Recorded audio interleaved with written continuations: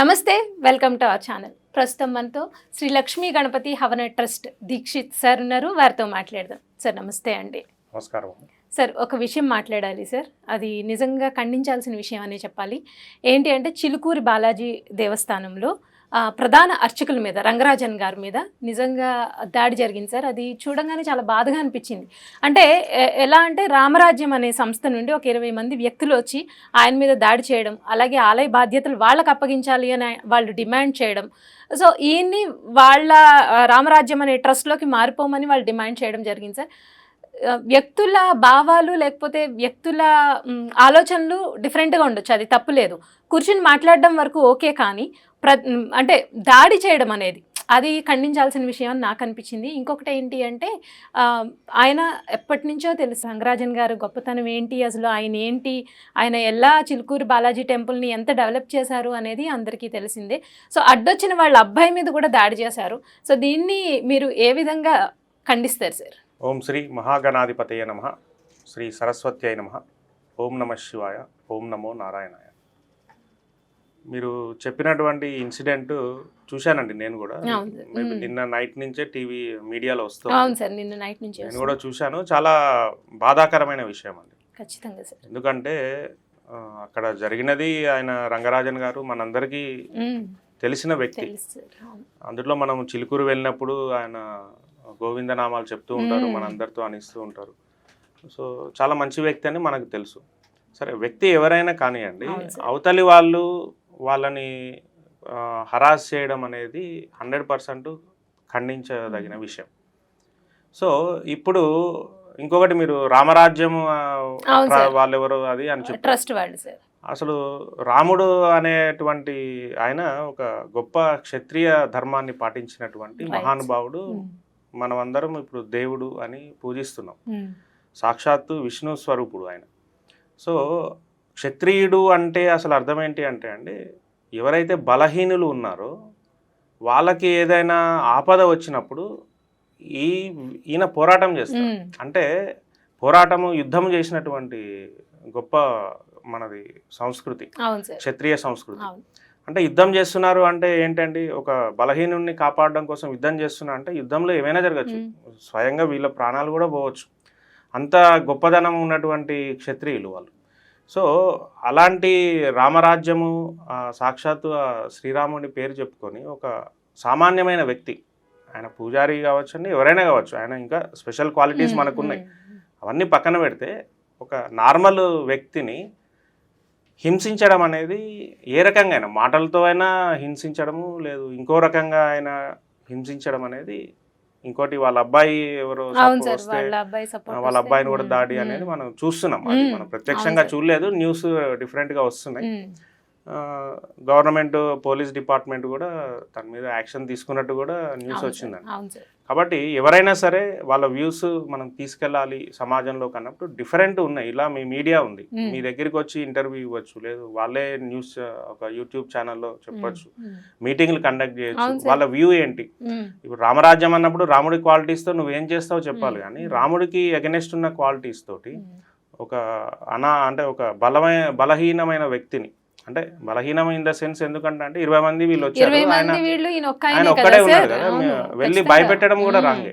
మీరు 20 మంది వెళ్ళి కూర్చొని మేము ఇలా చేద్దాం అనుకుంటున్నాం, మీరు మాతో వస్తారని అడగడం వేరు, భయపెట్టడం అనేది కరెక్ట్ కాదండి. ఇది తప్పకుండా అందరూ ఖండించాలి.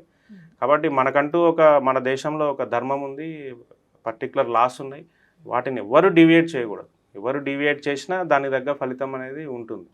కాబట్టి ఇది మనందరం కూడా మూకుమ్మడిగా ఖండించాలి. ఆల్రెడీ ఖండిస్తున్నారు, ఇప్పుడు రంగరాజన్ గారికి సపోర్ట్గా చాలా మంది వస్తున్నారు. కాబట్టి ఇది తప్పకుండా ఖండించాల్సిన విషయం అండి. మీ ఛానల్ ద్వారా కూడా మీరు చక్కగా ఖండిస్తున్నారు. ఎస్, నార్మల్ పీపుల్ ప్రతి ఒక్కరు చిలుకూరు టెంపుల్తో అనుబంధం వాళ్ళందరూ కూడా దీన్ని ముక్తఖండంతో ఖండిస్తున్నారు. ఇది రాంగ్ అండి. అందులో రాముడి పేరు పెట్టుకొని రాముడి ఆదర్శాలకు ఎగనెస్ట్గా వెళ్ళకూడదు. రాముడు ఎవరి మీద యుద్ధం చేశాడండి, అధర్మంగా ఎవరైతే ఉన్నారో వాళ్ళ మీద యుద్ధం చేశారు. అది కూడా డైరెక్ట్ యుద్ధానికి వెళ్ళాడు ఆయన. ఇప్పుడు రావణుడు చేసిన అధర్మం మామూలు కాదు.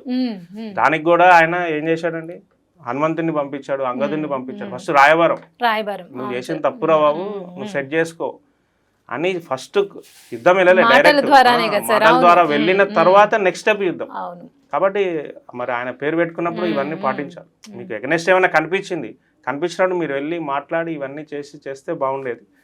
ఏదైనా అందరం కూడా చిలుకూరు బాలాజీ స్వామితో అనుబంధం ఉన్న ప్రతి ఒక్కళ్ళం దీన్ని 100% ఖండించాల్సిందే. ఇందులో ఎలాంటి సందేహం అసలు లేనే లేదు. అయితే ఆల్రెడీ దురదృష్టం ఏంటంటే సార్, ఆల్రెడీ మన మీద అన్యమతస్థుల దాడి ఈ మధ్య చాలా ఎక్కువ పెరిగింది. హిందువుల మీద అన్యమతస్థుల దాడి కానీ, అంటే మాట్లాడడం మన టెంపుల్స్ గురించి, లేదు మొన్న ఎక్కడో విన్నాము ఒక గుడిలో పూజారి ప్రసాదం పెట్టడంలో పొరపాటున వాళ్ళ అంటే క్రిస్టియానిటీకి చెందిన అబ్బాయికి ప్రసాదం పెట్టారని ఆయన మీద దాడి చేశారు. ఇటువంటి సమయంలో అసలే ఇలా ఉన్న ఈ సిచ్యుయేషన్స్ మళ్ళీ మనం అంటే ఇప్పుడు రామరాజ్యం అని పేరు పెట్టుకున్న వాళ్ళు కూడా హిందువులే కదా, మళ్ళీ మనలో మనం కొట్టుకోవడం అనేది అసలు దీన్ని సమర్థించదగ్గ విషయం కాదు అనిపిస్తుంది సార్. దీని మీద మీరు ఏమంటారు? అంతే అండి, తప్పకుండా ఎవరైనా సరే ఎదుటి వ్యక్తిని బాధించడము అనేది 100% రాంగ్. ఇంకొకటి, హిందూ మతం గొప్పదనం తెలుసుకోవాలి, లేదు హిందూ మతాన్ని విమర్శించాలి. మీరు హిందూ మతాన్ని అనుసరిస్తున్నారు, ఓకే గుడ్. లేదు హిందూ మతాన్ని విమర్శిస్తాం అన్న వాళ్ళకు కూడా మన హిందూ మతం లిటరేచర్ ఉందండి, ఫస్ట్ అది చదవండి. హిందూ మతం లిటరేచర్ ఏంది అంటే 4 వేదాలు ఉన్నాయి. యజుర్వేదము, ఋగ్వేదము, అథర్వ, సామవేదం. ఈ 4 వేదాలు కాకుండా మనకి అష్టాదశ పురాణాలు ఉన్నాయి. ఇవి కాకుండా ఇతిహాసాలు ఉన్నాయి, రామాయణము, భారతం, భగవద్గీత. ఇవన్నీ చదవండి. చదివి అందులో ఏం చెప్తున్నారు మీరు అర్థం చేసుకోండి. అర్థం చేసుకున్న తర్వాత హిందూ మతాన్ని విమర్శించండి. అంతే కదా. ఇప్పుడు మీరు హిందూ మతం గొప్పది ఆచరిస్తున్నారు, వాళ్ళు కూడా తెలుసుకోవాలి. తెలుసుకుంటే ఇంకా ఆనందం వస్తుంది. మనం ఎందుకు హిందూ మతాన్ని పాటిస్తున్నాం అంటే ఒక బ్రహ్మాండమైనటువంటి నాలెడ్జి ఇచ్చేటువంటి మతం అండి మనది. ఎందుకంటే వేదాలు అనేవి సాక్షాత్తు పరమాత్మ మనకి ఇచ్చినటువంటివి అంటాం. ఎందుకంటే వేదాలు ఎవరు చేతితో రాసింది కాదు. ఇప్పుడు భారతం ఎవరు రాశారు అంటే వ్యాస మహర్షి అని చెప్తాం, రామాయణం వాల్మీకి అని చెప్తాం. అవి కూడా గ్రంథాలు. అవి మనకి అప్పటి ఉన్న పరిస్థితులు ప్లస్ ఆ కాలంలో ఉండేటువంటి యోగులు, మహాపురుషులు, వాళ్ళు సాక్షాత్తు దైవాంశ సంభూతులని వాళ్ళు మనకు తెలియపరిచారు. ఇప్పుడు వాళ్ళని మనం దైవాలుగా పూజిస్తున్నాం. అలాంటిది వేదాలు అనేది ఎవరు రాశారు అనేది ఎవరికి తెలియదు. ఎందుకంటే రాముడి కాలం నుంచే వేదాలు ఉన్నాయి. ఆయన కూడా వేదం ఎలా చెప్తే అలా పాటించాడు. అందుకే ఆయనని రామో విగ్రహవాన్ ధర్మ అంటే వేద ధర్మాన్ని అంత చక్కగా పాటించినటువంటి వ్యక్తి. కాబట్టి అసలు వేదం ఏం చెప్పింది మీరు తెలుసుకోండి. ఎవరైనా సరే, ఇప్పుడు వేరే మతం వాళ్ళు ఎవరన్నా మన హిందూ మతాన్ని విమర్శించాలి అనుకుంటే మీరు ఫస్ట్ వేదాలు చదవండి, తర్వాత అష్టాదశ పురాణాలు చదవండి. అవన్నీ మాకెక్కడ దొరుకుతాయంటే అన్నీ అవైలబుల్ ఉన్నాయండి. ఇప్పుడు అష్టాదశ పురాణాలన్నీ టీటీడీ వాళ్ళు బుక్స్ ప్రింట్ చేశారు. అవి అన్ని చోట్ల అవైలబుల్ ఉన్నాయి. వేదాలు అన్ని చోట్ల అవైలబుల్ ఉన్నాయి. మీరు గూగుల్కి వెళ్ళి ఋగ్వేదం అని కొట్టండి, మీకు వస్తుంది. కాకపోతే అందులో దురదృష్టం ఏంటంటే అండి, ఆ మీనింగ్ రాసే వాళ్ళు కొన్ని చోట్ల హిందూ మతానికి ఎగనెస్ట్ మీనింగ్స్ రాశారు. వాడు రాసింది కరెక్ట్ మీనింగా రాంగ్ మీనింగా తెలుసుకోవాలని ఫస్ట్ సబ్జెక్ట్ రిఫర్ చేయి, ఆ లాంగ్వేజ్ నేర్చుకో. ఆ సంస్కృత వేదమంత్రంలో ఉన్న ఛందస్సు ఏంటి, ఆ గ్రామర్ ఏంటి, విభక్తులు ఏంటి, ఏ సందులు యూజ్ చేశారు, అవన్నీ నువ్వు నేర్చుకొని తర్వాత అక్కడ ఉన్న అర్థము కరెక్ట్గా ఉందా లేదా తెలుసుకున్న తర్వాత నువ్వు విమర్శ చేయి. అప్పుడు మీకు సమాధానం చెప్పడానికి గొప్ప పండితులు రెడీగా ఉన్నారు. అసలు ఇవే తెలియకుండా మీరు హిందూ మతం అది ఇది అని అంటే ఇప్పుడు ఎవరు సమాధానం చెప్పరు, అది కరెక్ట్ కూడా కదా. కాబట్టి మీరు అన్నట్టు ఇంత గొప్ప ధర్మాన్ని అనవసరంగా విమర్శించడం అనేది 100% రాంగ్. ఏం తెలియకుండా విమర్శిస్తున్నారు, అది బాధ. మీరు అన్ని తెలుసుకొని చర్చ పెట్టండి. ఇగో ఈ ఋగ్వేదంలో ఇది ప్రాబ్లం, ఈ యజుర్వేదంలో ఇది ప్రాబ్లం, ఇదిగోండి ఇందులో ఇది ప్రాబ్లం అని మీరు చర్చ పెట్టండి. బ్రహ్మాండమైనటువంటి పండితులు మన దగ్గర రెడీగా ఉన్నారు, గొప్ప గొప్ప వేద పండితులు. వాళ్ళతోటి పెట్టండి, ఏమైనా ఛానల్స్ తీసుకోండి, అందులో గొప్ప వాళ్ళు ఎవరు, ఇందులో గొప్ప వాళ్ళు ఎవరు, కూర్చోబెట్టండి, మాట్లాడండి. అప్పుడు కదా ఒక ఐడియా తెచ్చుకోండి. ఎన్ని రోజులు ఇట్లా మీది ఎక్కువ మాది ఎక్కువ కాదు, ఒక ప్లాట్ఫామ్ అరేంజ్ చేసుకోండి. 100% మన మతము ఎంత గొప్పదో చెప్పడానికి ఇంత లిటరేచర్ ఉందండి. ఆ లిటరేచర్ బుక్స్ అన్ని మీరు సేకరించి ఒక్కొక్కటి పేరిస్తే మీకు ఒక 6 feet 10 feet 12 feet దాటిపోతుంది. అంత లిటరేచర్ చదవండి. చదివి అర్థం చేసుకున్న తర్వాత మీరు మాట్లాడండి. అది చదివి అర్థం చేసుకున్న తర్వాత ఇంకా మాట్లాడడానికి ఏముండదండి హిందూ మతం ఎగనిస్ట్.